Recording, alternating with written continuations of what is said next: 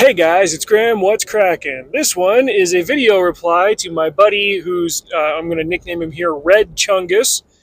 You know who you are, RC. Slid into my DMs after talking about that new Batman comic the other day. It comes out next month, I found out, so I'll put it on my pull list this week. He has the following to say: how are you going to read the new Batman, but you still won't watch ROP as Rings of Power?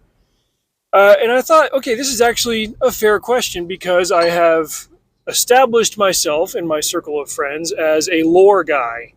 And that's got a lot to do, but it's not the only reason why. It's got a lot to do with why I will not watch Rings of Power on Amazon. I have never clicked on a single episode of it. I refuse.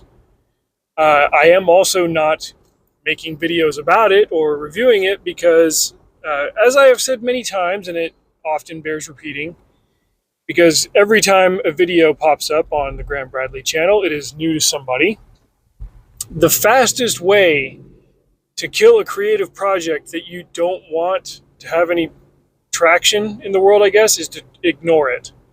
And I know that because very few people still read my books and watch my videos. And so I don't want Rings of Power to have any success. I don't talk about it. I would rather people find the real Tolkien books, and that's why I read those and promote those. So here we are. My main complaint, I guess, is that, yeah, they do violate the lore. They are created by people who do not respect the lore and do a fairly decent job of disguising the fact that they actually hate the lore and they hate Tolkien and everything that he stood for. They just want to ride his coattails while also desecrating this beautiful thing that he created, and I will not be a party to that, and I will not pretend that it is anything more than that.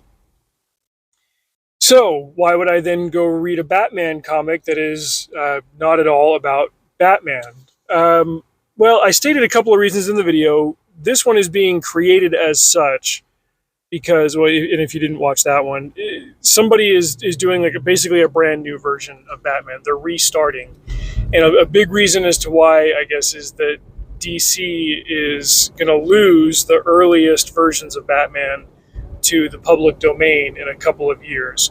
And so the plan is, well, if we create our own in the year 2024, then we get another 90 years of this one, supposing that it hits and it works and it's great, but we've got to make it substantially different from any other version that currently exists. This is going to happen a lot over the next couple of decades as the earliest versions of popular characters enter the public domain. I think it was last year, like the very first version, like the Steamboat Willie version of Mickey Mouse hit the public domain. The earliest version of Superman will hit soon. So people will be able to make their own versions of Superman stories, provided that they don't add details that were then trademarked, or not trademarked, copyrighted later on. It's a complicated issue. I don't pretend to know all of it, so don't take any of this as legal advice. But I was told that that's got something to do with why DC is creating an all-new version of Batman called Absolute Batman. He's still Bruce Wayne. He still lives in Gotham City, but he's not a billionaire. He's a civil engineer.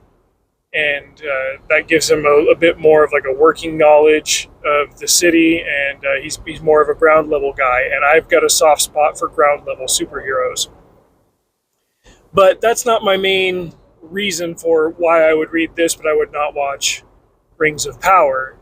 This is not. I've listened to some interviews with Scott Snyder, the guy who's creating this version of Batman, and he's not like pretending that he's honoring Bob Kane's original vision or that he's writing the story Bob Kane never could or whatever. Like, there have been a bunch of different takes on Batman over the years that still stick to the original version, that he was part of the landed gentry, his parents were rich, they got gunned down by a criminal in an alley, and that inspired him to take up the mantle and be a detective and all of that. Like, this new version is going to have very few of those elements. It's just that he's Bruce Wayne and he is Batman and he's in Gotham and he's fighting crime.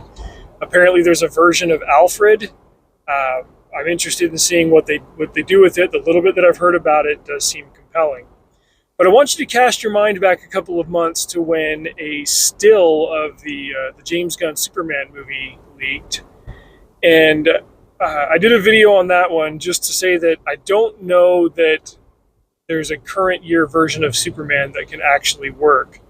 And really, any version of Superman post the 90s is going to run into societal problems. Like, it'll be too easy to identify. In the 2013 Man of Steel movie, Clark Kent gave the government everything that they would need to actually identify who he was. He told them his age, he told them that he grew up in Kansas, and with that information alone, like, any bored guy on Instagram could figure out who he is if he had access to DMV records. And so to brazenly and nakedly show your face in the age of facial recognition software would immediately give away your identity. And also, journalists are the scum of the earth, and so Clark Kent being a journalist would not necessarily be a great thing. He's meant for a bygone era of America, and I think like the last viable, passable version of Superman that checks all those boxes was the Dean Cain version. I still really, really like Tom Welling's take on Clark Kent, but he was just that. He was Clark Kent. He was, by the time he became Superman, it was the 2010s, and you're running into the same problem that the Henry Cavill Superman did.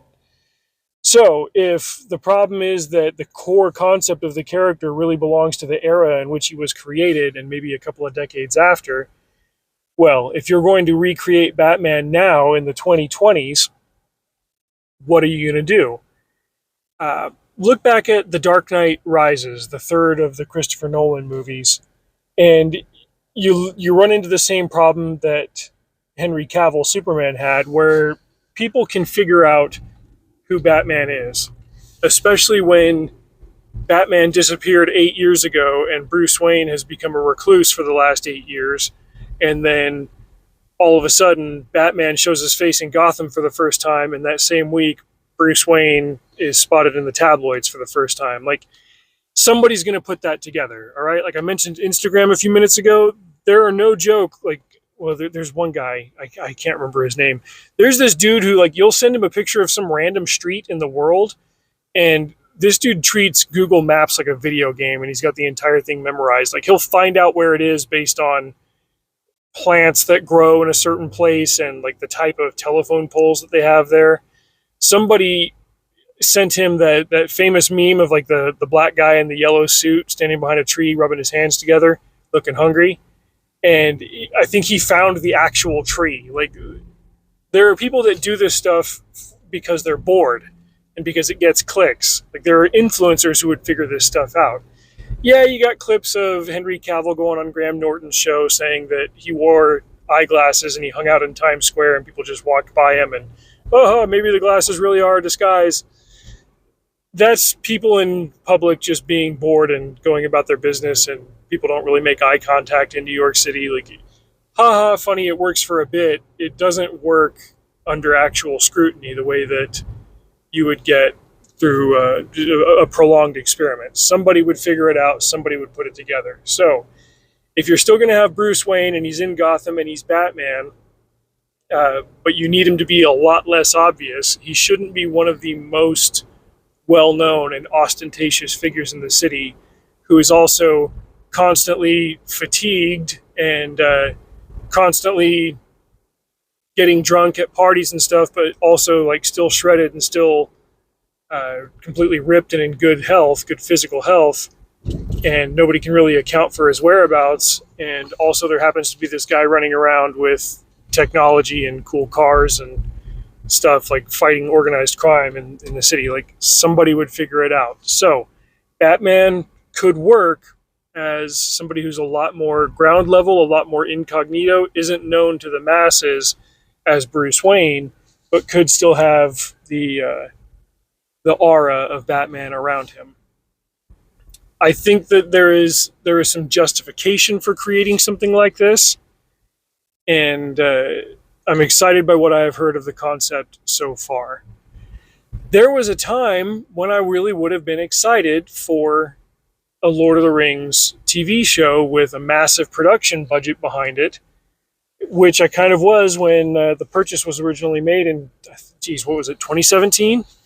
And then development started on it. But the more I heard about it and the more I heard about the people behind it, the less hope that I had for its viability. And I think based on the reaction and the reviews and the what I've heard is actually in these shows and what it's about and stupid things that the actors have said in interviews and stuff, like the Rings of Power is anti-entertainment. And it is completely antithetical to the works of the man who created the sandbox that these people are pissing in. Whereas the man who's making this absolute Batman version, I understand why he's doing it. It's a different medium. There are different rules and laws surrounding it. And he's approaching a new angle, which is hard to say based on all of the versions of Batman that have been rendered over the last 80 to 90 years. So it's not necessarily an apples to apples comparison, and yeah, I mean that's basically it. I'm inclined to try this one out, and by all means, if it ends up sucking the way that Rings of Power has sucked in comparison to the actual works of Tolkien, then hey, I'll cover it here. Those are my thoughts. What are yours? Let me know in the comments below. Till next time, drive safe. See you out there.